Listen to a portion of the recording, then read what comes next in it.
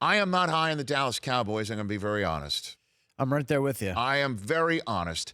And I'm one of those guys who likes Jason Garrett, that he is a smart guy, that, believe it or not, if the Cowboys decided to move on from, would have options for other teams, I think they would hire him.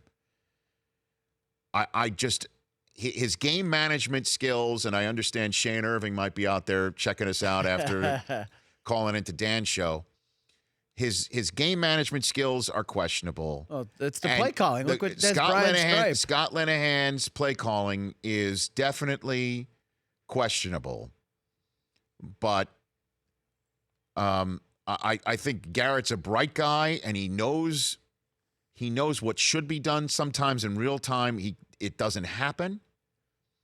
He's been around the block. He understands many different positions on the field and how to make it work. And he's got a dynamic player in Ezekiel Elliott that is coming back after a disastrous season personally and professionally and is ready to roll. I think he's going to have 8-9 in the box. I don't know who the heck the Cowboys are going to throw the football to. Is it Allen Hurns? Cole Beasley is a guy who can get open. Michael Gallup, this kid that they drafted, this rookie that they drafted this past year, had the best drop ratio in the red zone in college football. Do you know how many balls he dropped in the red zone in college football? Zero.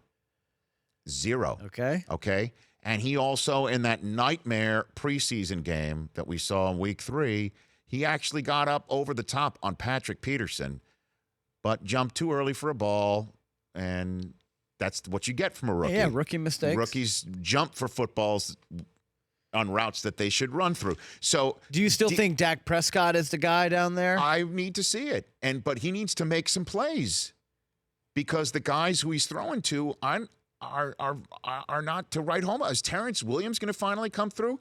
Terrence Williams, in the same way that I just castigated the Atlanta offense, where they never evolve, they never change, they never seem to be different than that high school guy from 10 years before your high school reunion.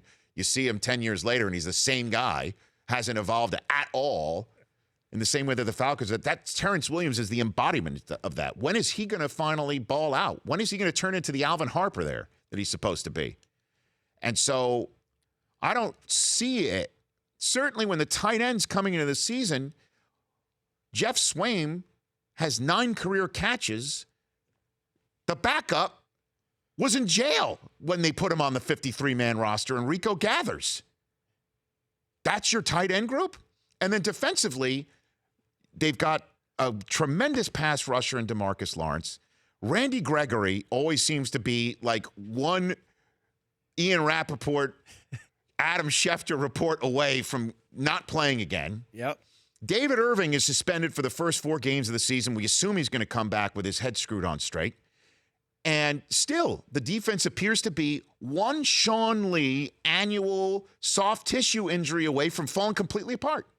And Earl Thomas is not walking in through that door.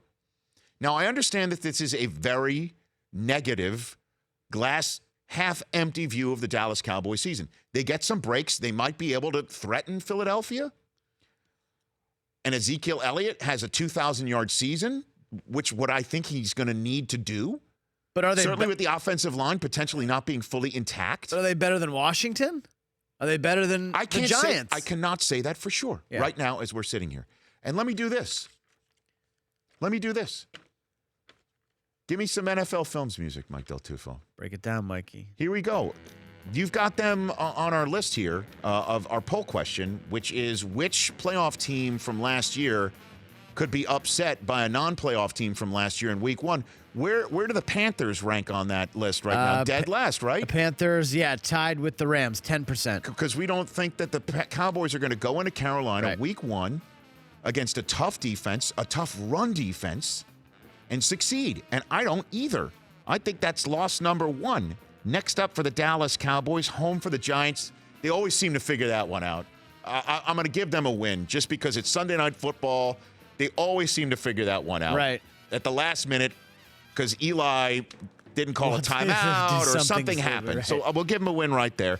Then they're at Seattle. I think that's a loss. I'm going to give them a loss in that one. I know how Seattle, we don't know who they are, But that is a tough spot to win. That's a loss. They're home for Detroit. I'll just flip them a win right there, with all due respect to Detroit. Then they're at Houston. That's a loss. Home for Jacksonville. That's a loss. That's 2-4 before they're at Washington before a bye. 2-5. I'll even give them a 3-4. Let's give them at best. At best. Then they're home for Tennessee. And let me say this about Tennessee.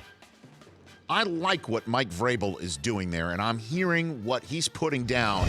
People there are picking up. And his most important job, interestingly enough, for a defensive-minded guy, is what he is doing with Marcus Mariota, which is telling this kid, see it and rip it.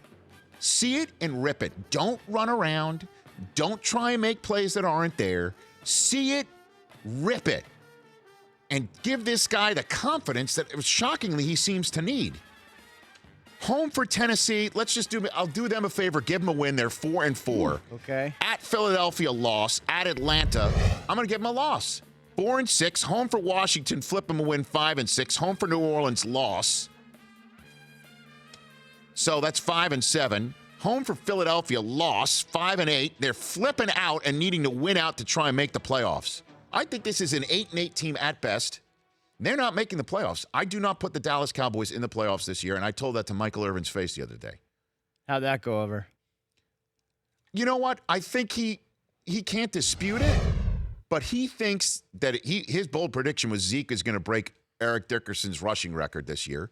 But he's going to have to for them to even be in games. And what I said to him on the air is like, can he do it with 9 men on the box? How many men in the box? 9, 10? He and now Zeke and Dak are very potent red zone threat. Very potent. Because you don't know what Dak's going to do if he keeps the ball. Very potent.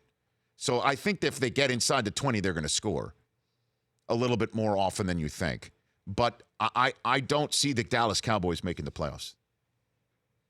Sorry, Cowboys fans. The Rich Eisen Show, weekdays at noon Eastern on Audience.